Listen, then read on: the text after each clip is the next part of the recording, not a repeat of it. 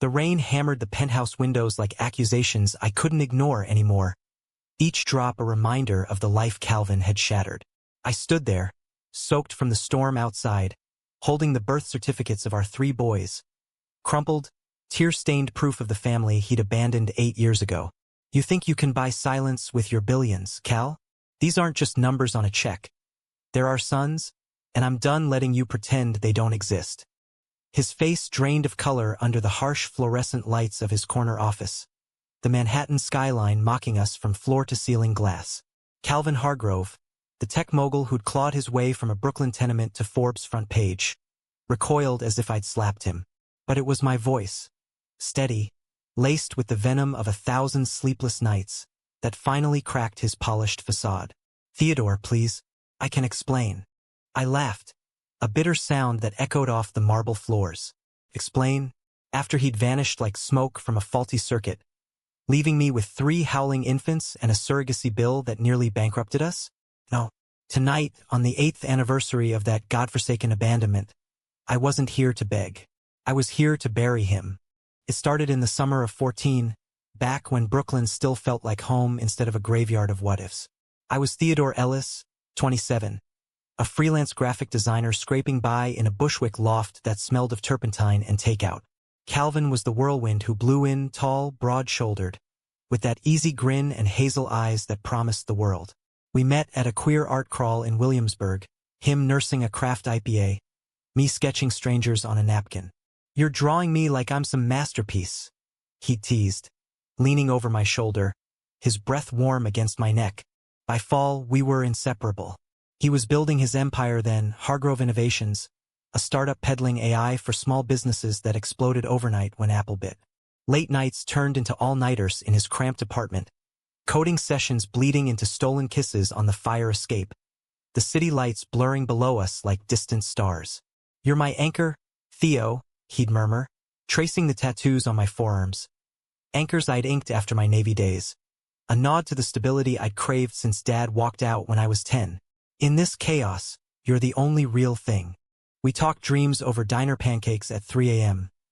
Him conquering Silicon Valley, me illustrating children's books that made kids feel seen. And then the big one, family. Neither of us had come out easy. His Bible Belt roots in Alabama left scars.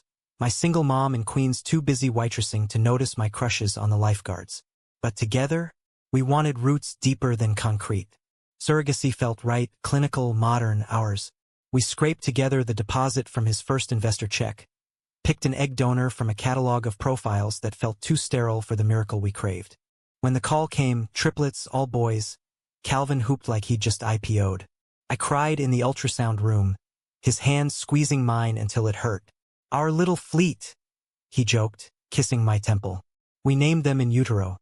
Jasper for the artist in me, Ronan for his Irish lilt in Cal's voice, and Finn, after the sea that called to sailors like us. But empires don't build on lullabies. As the pregnancy progressed, Calvin's world tilted.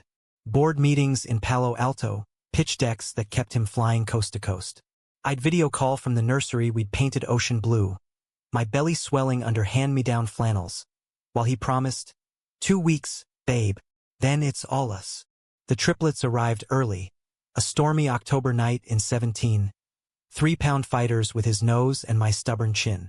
I held them first, skin to skin in the NICU glow, whispering sea shanties to calm their tiny gasps. Calvin was in Shanghai closing a deal. Tell them Daddy loves them, his text read. I did. God, I did. He came home a week later, arms full of imported onesies and a haunted look. This is bigger than us, Theo, he said that night, as the boys slept in their bassinets. We were on the couch, takeout cooling untouched. The investors, they want aggressive expansion. If I don't push, it all crumbles. I nodded, because what else could I do? Love him harder, that's what. I quit gigs to be full-time dad, trading brushes for bottles, while he climbed. The cracks showed in fragments. Missed recitals, forgotten bottles in the fridge. Then the whispers, articles in TechCrunch about his ruthless tactics, poaching rivals' code, undercutting unions. It's business. He'd snap when I'd probe, his eyes avoiding mine. Our bed grew cold, intimacy reduced to hurried grapples before dawn. like checking a box. I miss us, I'd say, tracing his jaw. We'll get there, he'd reply. But his hugs felt like goodbyes. The betrayal hit like a rogue wave on New Year's Eve 17. I found the email chain on his open laptop. Him and his COO, plotting to streamline operations by outsourcing to sweatshops in Southeast Asia, falsifying reports to dodge EPA fines on their server farms. Worse, a draft resignation letter from me, forged, citing irreconcilable differences, to justify sole custody in the inevitable divorce. He'd been lawyering up behind my back, planning to paint me as unstable, the tattooed vet turned stay-at-home mess, while he scooped the boys into his narrative of the perfect single dad mogul. I confronted him at midnight, confetti still falling from the TV's ball drop. This isn't you, Cal. This is greed eating your soul. He didn't deny it, just stared, whiskey glass trembling. I can't do this, Theo. The pressure is killing me. You and the boys deserve better than a half-life with a ghost. By morning, he'd wired me a settlement. Enough to cover the loft mortgage and diapers for years, but it felt like hush money. He signed the surrogacy addendum relinquishing paternal rights, claiming the stress clouded his judgment. Then he was gone, jet to Dubai, phone off, a ghost in bespoke wool. The years blurred into survival. Brooklyn raised me and the boys, Jasper with his sketchpad dreams, Ronan the soccer firecracker, Finn the quiet reader who built forts from couch cushions. I waitressed nights at a dive in Park Slope, illustrated ebooks by day, therapy sessions filling the gaps where rage boiled over. Why'd Daddy leave? They'd ask at 5, 6, 7. I'd spin tales of pirates sailing stormy seas, hearts too big for one harbor. But alone, I'd punch walls until knuckles bled, cursing the man who'd made me believe in forever. Calvin's empire ballooned. Hargrove went public in 20. Him on every podcast from Joe Rogan to 60 Minutes. The queer trailblazer who'd overcome personal tragedy. Personal tragedy. Me. He remarried some venture capitalist named Trent in a Napa Vineyard ceremony splashed across Vanity Fair. White tuxes, no kids mentioned. I watched from afar, gut twisting, as his net worth hit 9 figures. But the secrets festered. Whispers from old colleagues. Embezzlement from the IPO, bribing regulators to bury toxic waste scandals in rural Indiana. He was building on sand, and I had the receipts, emails I'd screenshot before he bolted, backed up on a thumb drive like buried treasure.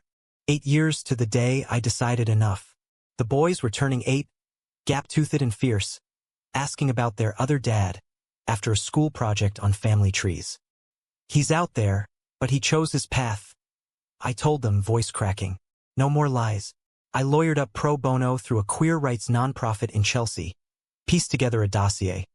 Forged docs, witness statements from jilted employees, even a whistleblower affidavit from his ex-CFO. It wasn't revenge. It was reckoning. For the boys. For the love I'd buried under resentment. For the America that preached second chances but devoured its dreamers. I flew to his Midtown tower unannounced, the envelope heavy in my coat pocket. Security waved me up. His assistant recognized my name from the old days, pity in her eyes. And there he was at his desk overlooking the Hudson, silver threading his temples, looking every inch the king until I stormed in. You think you can buy silence with your billions, Cal? The words tumbled out, raw as the rain outside. I slapped the birth certificates down, then the dossier, pages fanning like indictments. His eyes widened, tracing Jasper's name, Ronan's, Finn's. They're thriving, you know, without you, but they deserve the truth. And so does the world. He sank into his chair, the mogul mask shattering. Theo, God, I've missed you. Every merger, every headline, it was hollow. Trent was a mistake, a shield. I left because I was drowning, convinced I'd drag you under. The boys.